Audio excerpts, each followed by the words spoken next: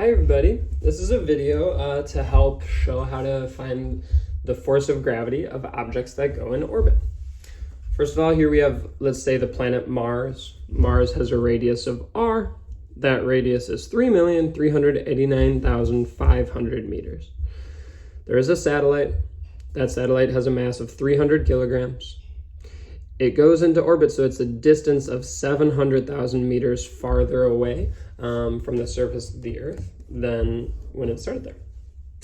And Mars has a mass of, this just came from Google, 6.39 times 10 to the 23rd kilograms. That means if we were to find the number of kilograms, it would be 639,000,000,000 all the way until we have 23 more digits after that 6.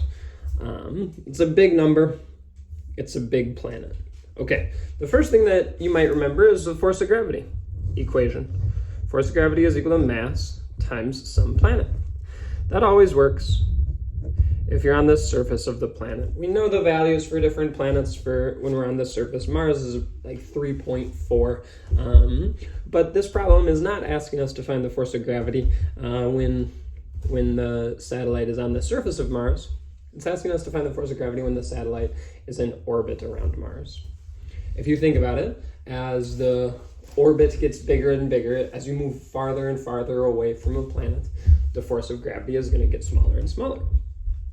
Also, if the mass gets bigger and bigger, the force of gravity will get bigger and bigger. So we need a new equation. This equation is for orbits. This equation is going to be the force of gravity equals mass of the planet times mass of the satellite. I'm putting a P there for planet and an S there for satellite, all divided by the radius squared of the orbit. If we did all of this, we would get a really big number for all the forces of gravity. We need to multiply it by some constant that's going to change. Our numbers to be in the right unit. Our units, we're used to having newtons. So this constant G just makes sure that we always multiply and get in the right unit. G is always just the same number. It's sort of converting something for us, and it's 6.67 times 10 to the negative 11. So whatever your answer is, mass planet times mass satellite divided by radius squared, you probably get a very big number there. You have to convert the units by multiplying it by 6.67 times 10 to the negative 11. Okay, so let's do this problem. If we're gonna find here's the satellite. Let's say the satellite starts on the surface of Mars. If we're gonna find the force of gravity on the surface of Mars, well, then we would just do the mass, 300 kilograms, times G. On Mars, on Earth, it's 9.8. Sometimes we use 10. On Mars, it's 3.4. On the moon, it's 1.6. Whatever the planet is, it's something. I'm gonna grab my calculator, just do that multiplication. The force of gravity on the surface of the planet is 1,020 newtons. Okay. The next thing that I have to do is find what the force of gravity is when it's in orbit. That's where I have to use this equation.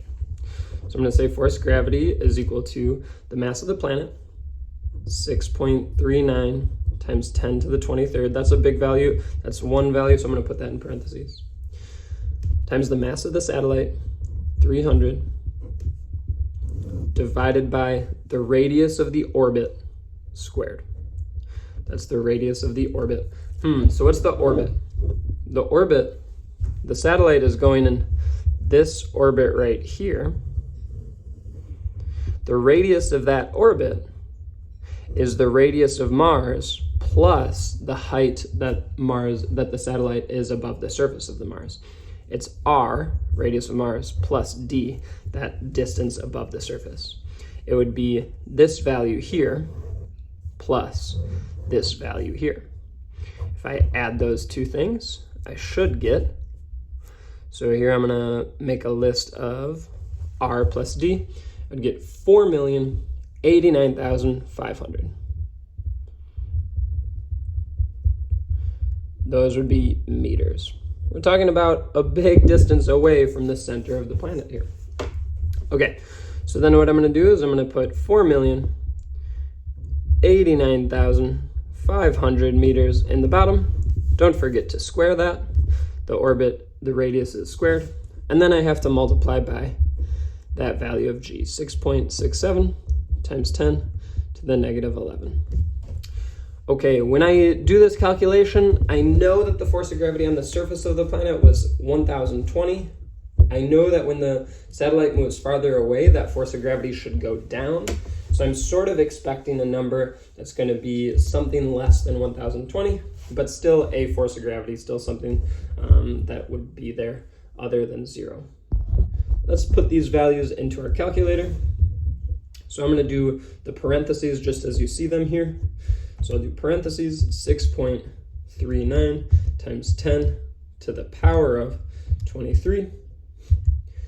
Close my parentheses, multiply by another parentheses, 300, close my parentheses, divided by, put my parentheses, 4,089,500, close my parentheses, squared it, and then I have to multiply by another parentheses, 6.67 times 10 to the power of negative 11.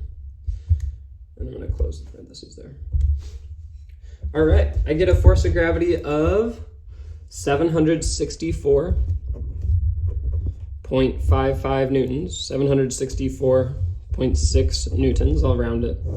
And when I think about that, it's helpful for me to make sense of what that number means. The force of gravity went down, but there is still a force of gravity pulling on that satellite as it orbits. There's only one force. That force is the force of gravity, and that force is always pointing inward. This, my friends, is how a video that might be helpful for you to find answers to worksheet number 5. Thank you.